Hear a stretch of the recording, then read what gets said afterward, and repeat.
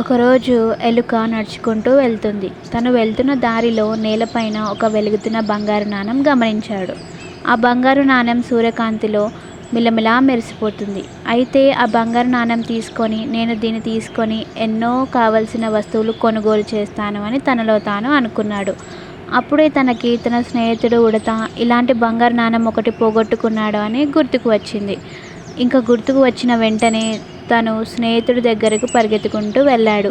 వెళ్ళి ఈ బంగారు నాణెం నీదేనా అని అడిగాడు. అయితే తన స్నేహితుడు ఆ బంగారు నాణెం చూసి ఆశ్చర్యపోయాడు.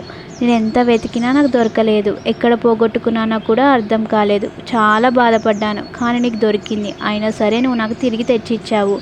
నీకు ధన్యవాదాలు అని చెప్పాడు. దానికి ఎలుక ఒక చిరునవ్వు నవ్వాడు. తర్వాత రోజు ఉడత ఎలుక దగ్గరికి వెళ్ళి ధన్యవాదాలు తెలుపుతూ ఒక గంపలో తను దాచుకున్న కొన్ని నట్స్ వేసుకొని ఎలుకకి బహుమతిగా ఇచ్చింది.